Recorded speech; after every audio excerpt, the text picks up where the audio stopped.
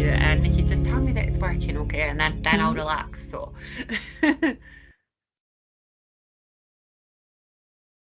yeah, is that okay?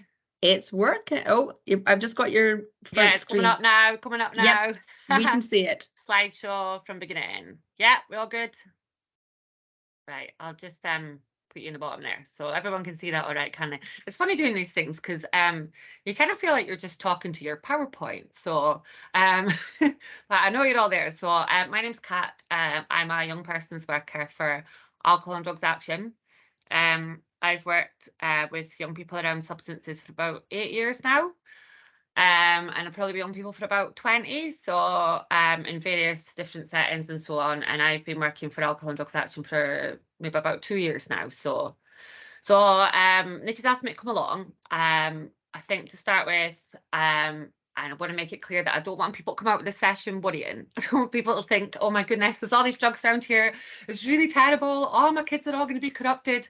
Now, basically what I want to do is I just want people to have a bit more information so that you've got a way to be able to talk to your children about things, and ways to sort of what to look out for. If you want to talk to them, sort of different ways that you can talk to them, and just yeah. So I haven't got time to go through all the drugs, so I have got some links at the end. I've also given Nikki an information sheet. So she's going to email that out to everybody. That's got some other links on it, which you can have a look if you've got anything else you want to look up. And also, as I've said in the presentation, it's something you can do with your children. You know, if you can do it together, you can have a look and find out more things together. So, okay. So let me see. So just a little bit about us. So like Nikki said, we're a pretty big organisation. We started in '86, and we work with anybody affected by their own or another person's substance use. So that can be sort of substance use, it can be family members, people concerned about friends. We sort of offer advice to professionals, we go into schools. And just if you're interested, I've put some stats up here.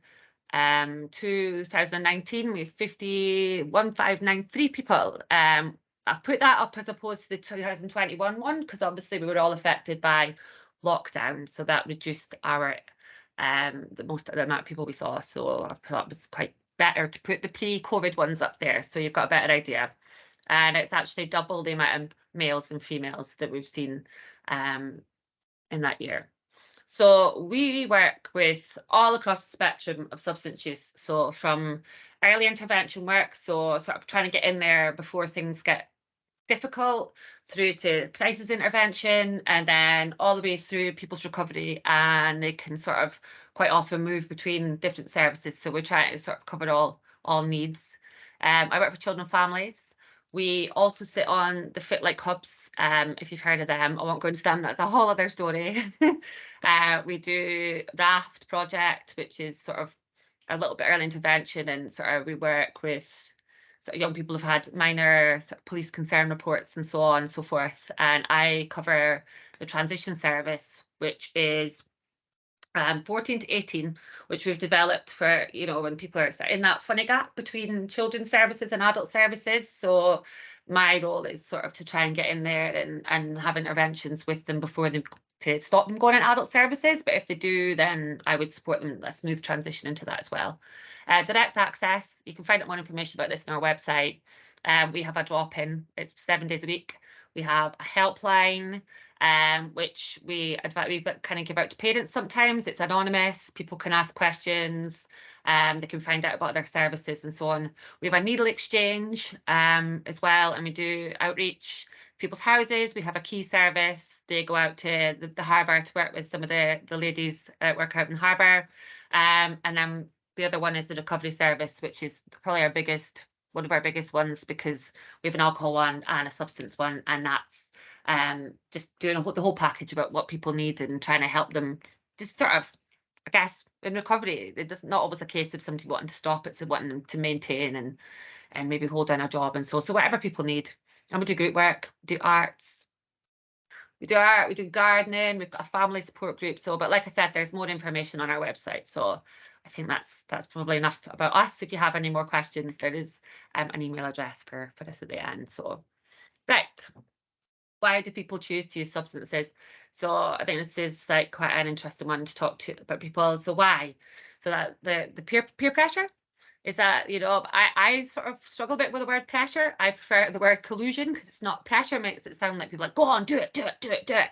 When a lot of the time it's not quite like that. It's more like lots of people together. Hey, if you do it, I'll do it. We'll all do it, you know. And I don't want to be the one that says I don't want to do it because everybody else is doing it and I don't want to stand out. So that can be, especially with young people, I think that can be a thing. Curiosity. Well, people are just cute. They want to know. They want to know what it's like. And that's why we try and do our early intervention work, because sometimes people that are curious about stuff, they don't really know much about what they're doing. And certainly with young people, they don't really care. They just, the risk taking is a natural thing for development when you're a young person. It's a way of learning, and that's okay, but it's managing that risk, especially around substances. So fun. Well, yeah, that's the big one. You know, that's, people want to have fun. They want to maybe have a glass of wine at the weekend. I know I do. But yeah, it's when I'm working people around substances, it's about, okay, when's it not fun anymore? You know, when are you going from it being fun to it sort of starting to affect the rest of your life? You know, and it's helping people recognize when you get to that point, and moving them back to maybe still just having it an occasional drink or whatever. And the other one, coping strategies for personal issues, which is a big one, which is a difficult one. And it's an understandable one, you know. If you're struggling and you're in a really bad place and somebody says, hey, you want to try a bit of this, and it'll make you feel better, and it does, and then it's sort of, it can become somebody's go-to. So anytime something bad happens, then that's what they need, and then that becomes the only thing that helps. And then I guess the more you use it, the more you need it, and the more you need, and that's when you sort of go into your sort of issues with dependency and addiction, because at the end of the day, you know, nobody goes out to have a problem with drugs. Nobody sort of starts taking drugs and says, hey, do you know what, I want to become a drug addict. You know, these things creep up on people, and you know, and part of our job is, you know, when people start to realize they need a bit of support, they might come to us, and we try and help them along the way. Okay. So young people and substances, where do they find them, right? So like I said, I've worked with young people for about 20 years. And I think, I don't know, well, for me, when I was at school, I was just hanging around with folk in my class. You know, I was in first year, I didn't mix around with anybody older than me. It just wasn't done. Whereas nowadays, you get these big groups of kids that are hanging around together. And then sometimes I've heard about them. There's everything from like a 12-year-old right up to an 18-year-old. And, you know, if you've got 12-year-olds mixing with 17, 18-year-olds, they do come across drugs quicker than you know, you would think, you know, if you were just hanging around with kids your own age. So it's group chats. You know, people get added to group chats, you know, go come down to town, you know, there's on the rooftops. You must have seen them on the rooftops at the Marks and Spencers, and the big groups of kids and stuff. So yeah, that's where I think that's something that's worth being aware of, like where, when your kids are out, like what sort of age groups is it, you know, is it older kids, you know. And I put school. Sadly, yeah, the substances are around in school. Particularly you hear about cannabis outside school, break times and so on and so forth, and other things, not so much, but there is children that have used stuff in schools, but it's, yeah, not saying that it's not all that common, but you can smell the weed outside the school sometimes. So and then I put social media, so I'm going to come to that in a minute. Social media is a really big one. So the role of social media. So I think our children are going to they're going to find it a lot easier if bringing their own children up, because I'm maybe a bit older than some of you, but I never grew up with social media, you know, so I do try and understand it, but I don't really, because I'm not part of it. I'm not, my daughter says, you don't understand, but I try. So, yeah, drugs to get sold online. And it's not just the case of the dark web, when you've got to, you know, bypass this VPN or whatever it used to be to get on this and this, that, and other, and bitcoins. And I mean, don't get me wrong, that does exist, but Snapchat is one of the more common places. that, you know, people are selling drugs, and they can be really blatant about it as well. Sometimes it surprises me how they get away with it, because it can be really blatant, like people putting pictures of this and pictures of that, and sometimes they're selling them maybe just for themselves. They might buy a big, like, they want to cover their own stuff, so a kid might buy more cannabis in and sell a bit off to pay for their own cannabis, or they might be selling it for other people and so on. But the bit here that I think is really important is that you don't have to ask to be added to these groups. People get added to Snapchat groups without being told. You know, you can add people to a group, and it might be a group that's got drugs on it. So it's been, I think, being aware of, like, your child being aware of, like, you know, if you do get out of these, just leave. It's not difficult to leave, because once you're in the group, they ping messages, ping, ping, ping. Do you want to buy this? Do you want to buy that? And so yeah, just leave the groups. Yeah, and Telegram's another one. Telegram's, I haven't quite got my head around Telegram yet. It feels like, to me, it's a bit like dark web on an app. I've not downloaded it. I'm very tempted, just for research purposes. But from what I understand, it's mainly used for selling drugs. Telegram. It's like Snapchat is a social it's a social app. You know, people use Snapchat for, like, you know, stories and streaks and sharing stuff. So Snapchat, yeah, there's this side of it that's a wee bit dark. But for like Telegram, I've spoken to some of my boys about it that I work with, and they've said, oh, it's mainly for substances. So that's one to be aware of, the Telegram app. So, and yeah, other bits and bobs on there. So that's yeah, I'd keep an eye on that one. Right. So I've put a couple of different drugs on here. So I've just kind of gone back to basics, with just some really basic information. Just imagining someone, you don't know anything. So, so cannabis, it can be smoked or it can be eaten. And I find that it's really normalized among young people. I get all the time, it's not a drug, it's not a drug, it's not a drug. It is a drug. I mean, at the end of the day, what is a drug? A drug's, from what I would explain, is something that you take for the effect it has on your body or on your mind. So, I mean, that's a paracetamol, you know, it's not just a plant. It's just a plant. No, it's not. Most of the cannabis that's being confiscated these days by policemen, or sorry, the police, is high strength cannabis. And when I'm talking about high strength cannabis, that sort of indicates that it's being grown in a factory setting, and these people they want to make a lot of money. So they want it to grow fast, and they want it to grow strong, and they want a lot of it. Now, I think about my tomatoes. I want more tomatoes. I put more fertilizer in there, you know? It's the same with cannabis, you know. The more chemicals they can add to the plant, the quicker it grows and the stronger it is.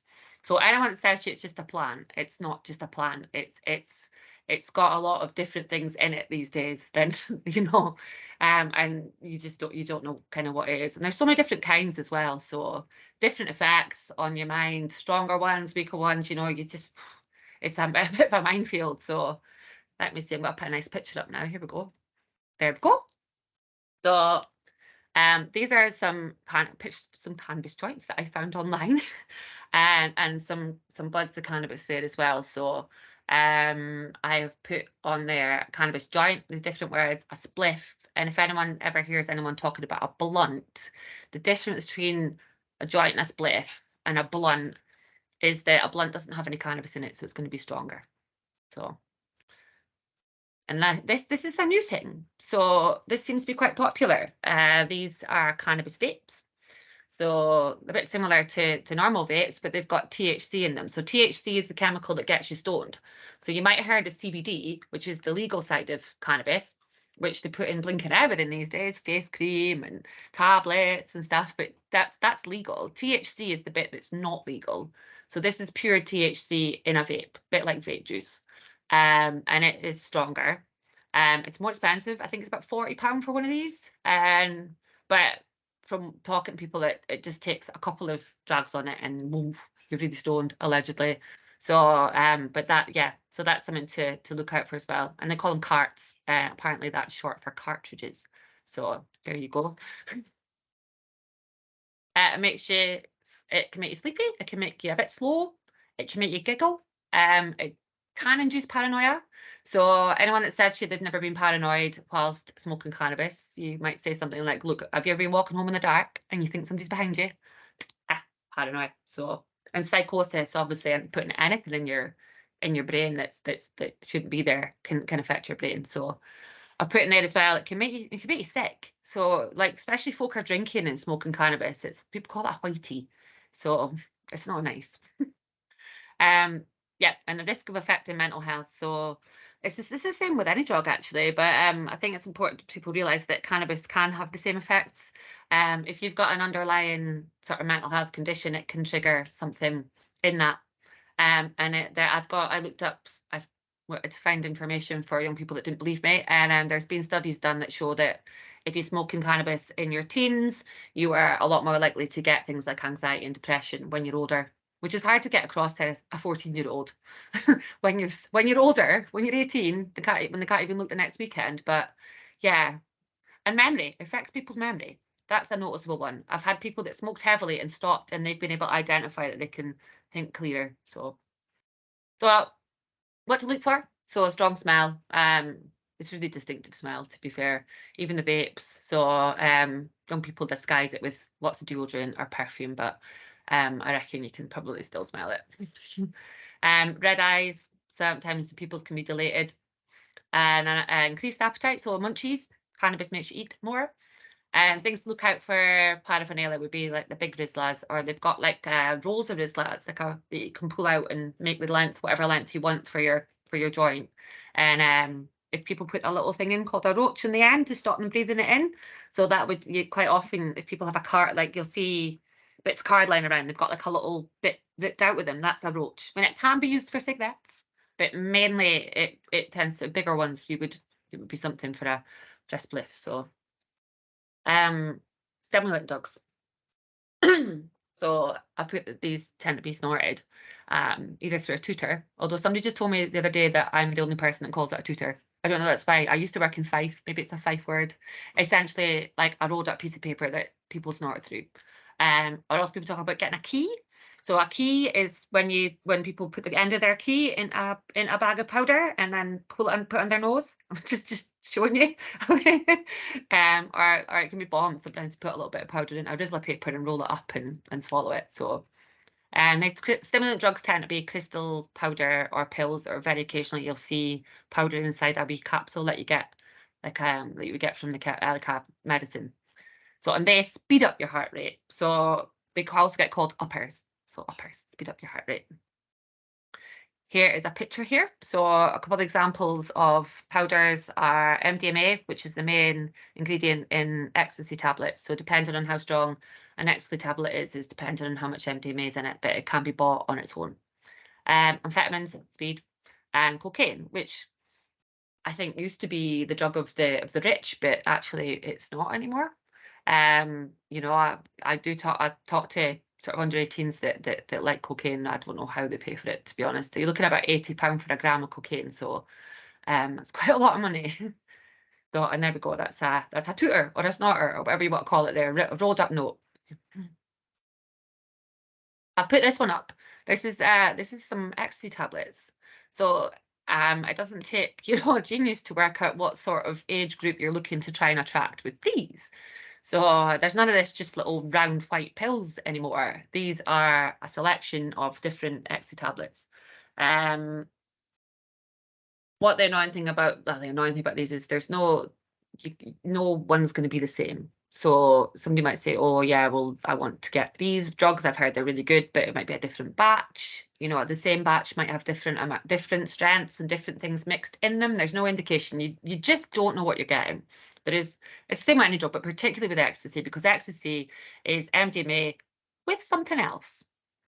But we don't know what else that is, unless you're a chemist, and we're not allowed to test these drugs in the UK. So you don't know what you take. We tell people to take a little bit of time if they're going to try anything like this, and then just give it a bit of time to see how it feels afterwards before they take anything else, just for the risk factor. So speed up the heart rate, and pathogens. So that's the whole like, oh, I love you, man. What makes people love everything. Gives you more energy, which that might sound good, but no. It makes people grind their teeth and chew their cheeks and clench their fists, and a lot of sort of jiggling around the place. So, and again, like I said, lots of risks. You don't know what's in a tablet. So there's an overdose risk, you know, especially if you take something and it doesn't start working for later.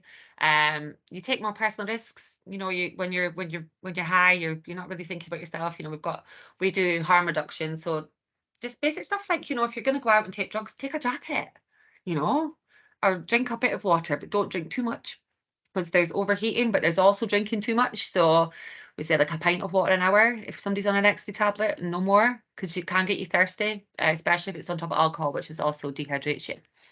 So, but too much water can make you ill as well. So what things to look for if you're worried that somebody might have taken a stimulant drug? So sped up behavior, talking fast, like I'm doing, but I've just had coffee, not making sense, exaggerated movement, can't stand still, tapping, jiggling, little pupils. So you get your stoners, we've got the big pupils, and stimulant drugs get a wee tiny pinprick of a pupil.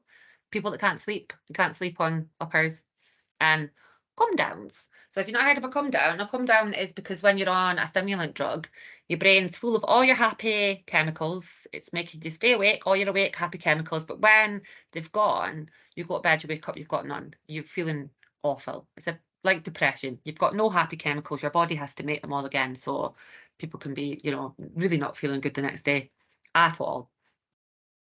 Right, I put this one on, ketamine, so or ket.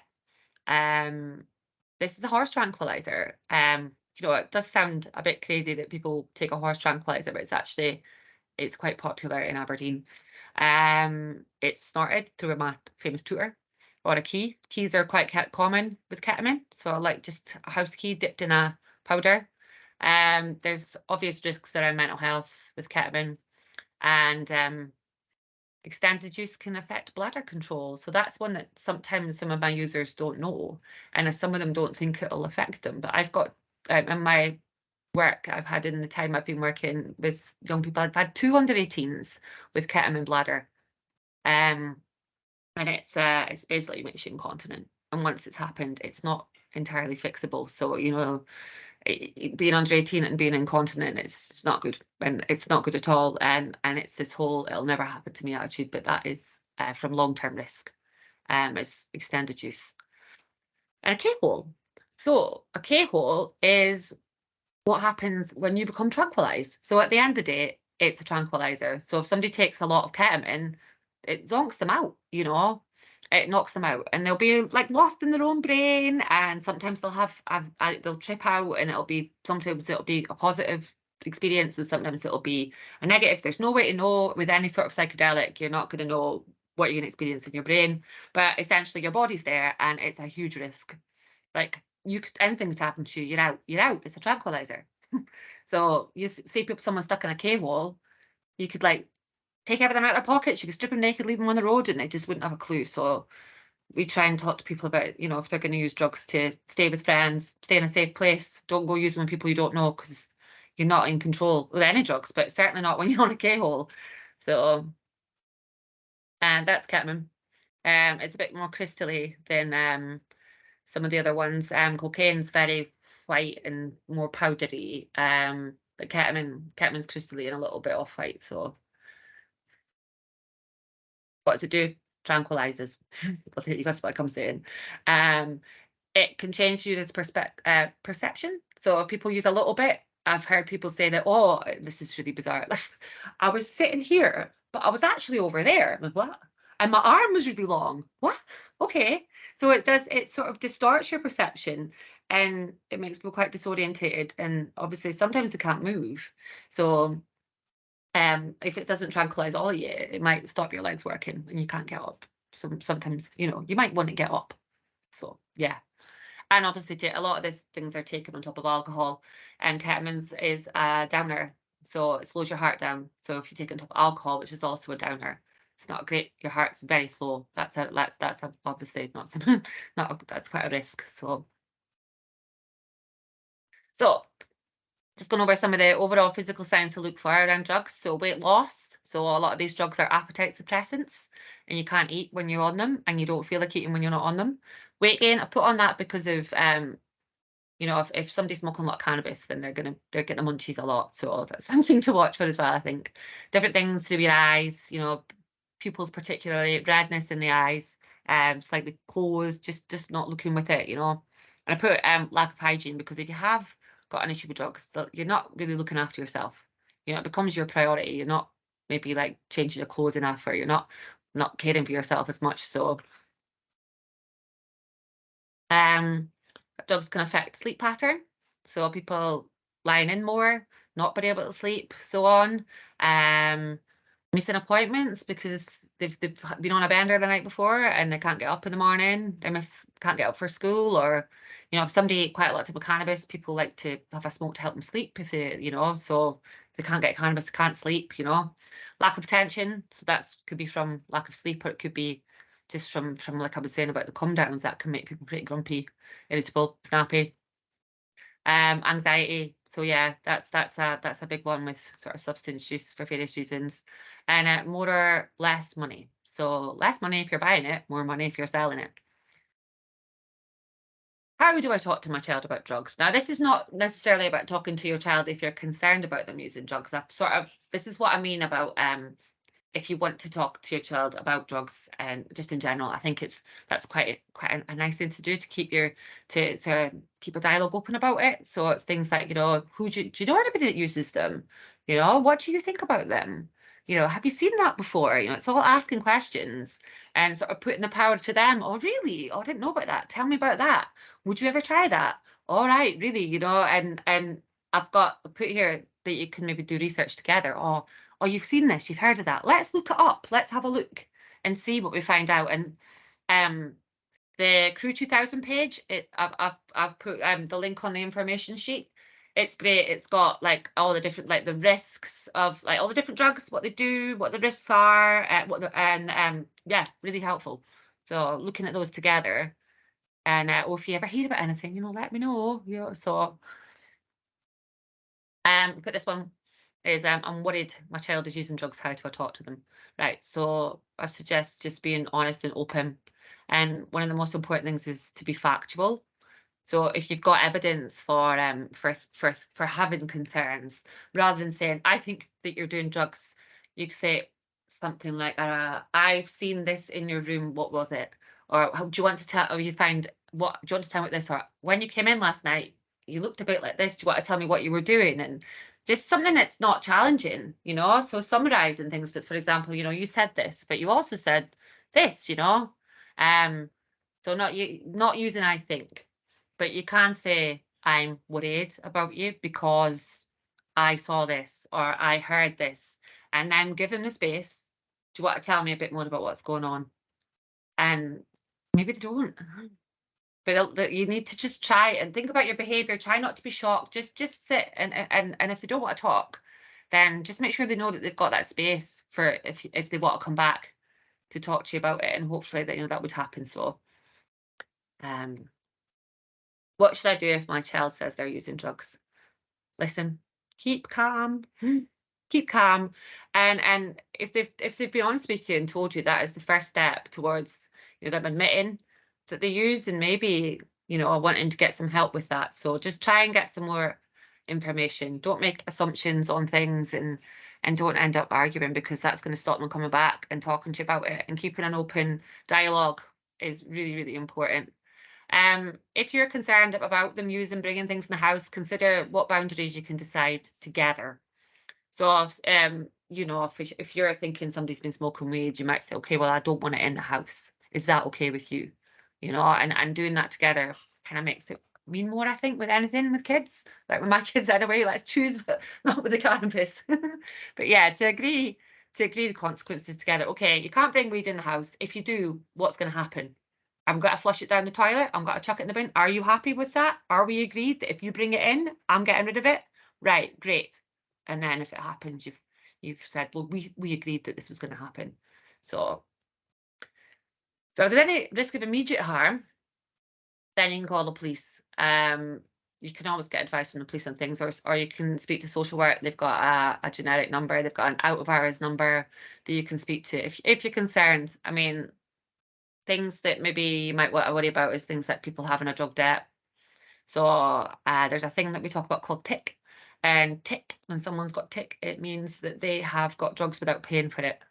and they owe that person money. And sometimes people's tick can get higher and higher, and then they can get in a bit of trouble. But generally, you know, if there's any worry like that, then speak to police, speak to social work, or you can call our helpline, which I've got the details of at the end, and it's on our website.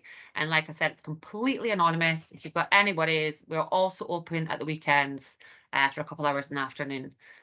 So you can ring and say, I'm worried about this, and we can either give you advice or we can direct you to someone else that can help or whatever's relevant. So you don't have to say who it is. So okay, this is my last page. I suppose I should leave it on for a minute because my clever admin ladies put a QR code on there.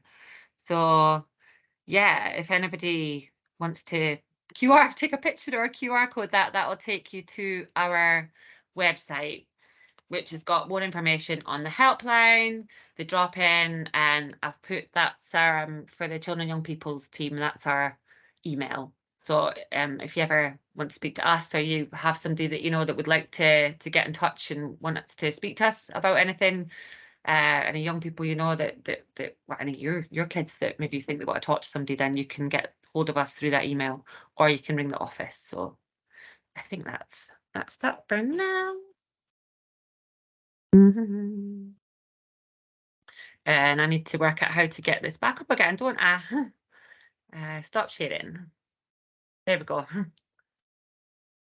That's great, Kat. Thank you. Gosh, there was such a lot of information in there. That wasn't even all of it. No, I was me know. I mean, squeezing it all in. I've been doing this job for about 18 months and I still end up learning something new every single time. So what I would say to you folks is, obviously I've said that we're recording this so that you can watch it back yourself, and it will appear on the Stronger Family Series Learning Hub. If you actually literally Google Stronger Family Series Learning Hub, then you'll see examples of previous workshops that we have up there. But this will appear on there if you want to watch through things again. And obviously Kat has given you details of the ADA, or Alcohol and Drugs Action, because there's a lot of information on there. You also mentioned Crew 2000, who I would thoroughly recommend. Very good organisation based in Edinburgh, who do similar work to what ADA do, but they also have some very good information. And have you, I think if I'm right, Kat, you've got the Talk to Frank links on there as well. And that is a particularly good website if you want to know some of the terms, some of the slang. Kat mentioned some things that are, you know, that are different types of words that might not be in common, you know, everyday language, that obviously the kids will know that that's what they are,